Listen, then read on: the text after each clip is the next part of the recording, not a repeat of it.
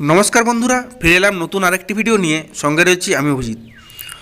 তো বন্ধুরা, তোমরা যারা যারা এসএসসি জিডির জন্য ফর্ম ফিল আপ করেছিলে, তো তোমাদের যদিও এখনও অ্যাডমিট কার্ড ডাউনলোড করা যায়নি, তো তোমাদের কোথায় কোথায় সেন্টার পড়েছে এবং কত তারিখে তোমাদের এক্সাম পড়েছে এবং কটার সময় পড়েছে সেটি কিন্তু তোমরা চাইলে এখান থেকে দেখে নিতে পারো। তো তোমরা কীভাবে তোমাদের যে এক্সাম সেন্টার এবং কবে এবং কটার সময় পরীক্ষা হবে সেটি দেখার জন্য তোমরা কি করবে, আজকের এই ভিডিওতে আমি তোমাদেরকে সেটাই দেখাবো। তো চলো বন্ধুরা, তোমরা পুরো ভিডিওটা দেখতে থাকো। তো বন্ধুরা, এসএসসি জিডির টাইম এবং যে ডেট সেটি দেখার জন্য তোমরা প্রথমে গুগলে আসবে। গুগলে আসার পর এখানে তোমরা সার্চ করবে এসএসসি জিডি। তো এটি লেখে সার্চ করার পর তোমরা উপর দিকে স্ক্রল করবে। এরপর দেখতে পাচ্ছ প্রথমের যে সাইটটি রয়েছে sscnic.in। তো এখানে তোমরা এই যে স্টাফ সিলেকশন কমিশন লেখা রয়েছে এখানে ক্লিক করবে। এখানে ক্লিক করলেই দেখতে পাচ্ছ এই ধরনের যে এসএসসির অফিসিয়াল ওয়েবসাইট কিন্তু এখানে খুলে গেছে।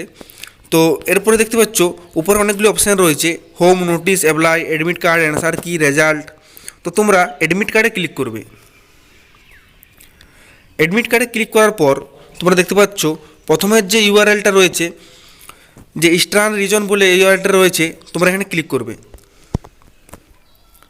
এটাতে ক্লিক করার সাথে সাথেই তোমরা দেখতে পাচ্ছ আরও একটি নতুন পেজ কিন্তু ওপেন হয়ে গেছে। তো এরপরে উপর দিকে তোমরা স্ক্রল করবে। তো এরপরে দেখতে পাচ্ছ এখানে অনেকগুলি লেটেস্ট নিউজ রয়েছে।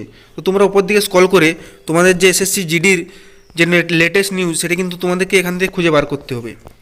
তো লেটেস্ট নিউজের মধ্যে তোমরা এখানে দেখতে পাচ্ছ 6 ফেব্রুয়ারির যে একটি নিউজ রয়েছে। তো এখানে লেখা রয়েছে no your status of constable GD. তো তোমরা এখানে ক্লিক করবে।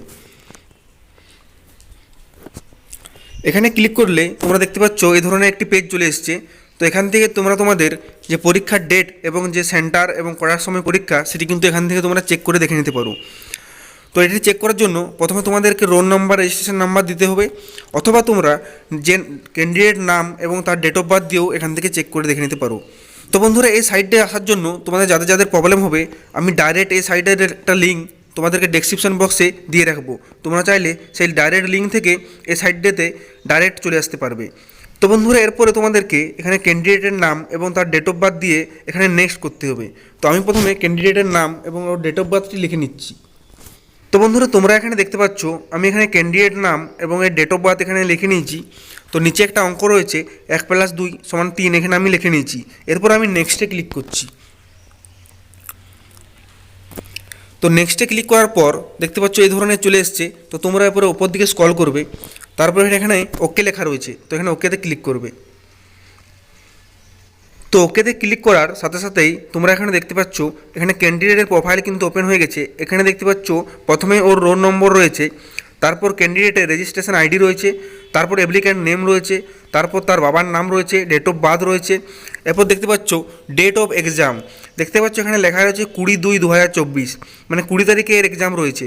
এর রিপোর্টিং টাইম রয়েছে 10টা 15 AM এবং পরীক্ষা যেখানে হবে সেখানে দেখতে পাচ্ছ সিটি অফ এক্সাম কলকাতা লেখা রয়েছে। তার পাশে লেখা রয়েছে রিজন অফ রিজেকশন। যদি কোনো কারণে এই ক্যান্ডিডেটকে রিজেক্ট করা হয় তার যে কারণ সেটি কিন্তু এখানে লেখা থাকতো যদি রিজেকশন করা হতো। তো বন্ধুরা, আশা করছি এই ভিডিও দেখে তোমরা বুঝতে পারলে যে যদি তোমরা এসএসসি জিডির জন্য ফর্ম ফিল আপ করে থাকো তাহলে তোমরা কি করে চেক করে দেখে নেবে যে তোমাদের পরীক্ষার ডেট এবং টাইম এবং কোন জায়গায় তোমাদের পরীক্ষা পড়েছে। তো যাই হোক বন্ধুরা, এই ভিডিওটা বেশি বড় না করে ভিডিওটা এখানে শেষ করছি। ভিডিওটা ভালো লাগলে লাইক, কমেন্ট, শেয়ার করবে। আর যারা যারা চ্যানেলটিতে নতুন হয়ে আছো চ্যানেলটিকে সাবস্ক্রাইব করবে। দেখা হচ্ছে পরের ভিডিওতে। ধন্যবাদ।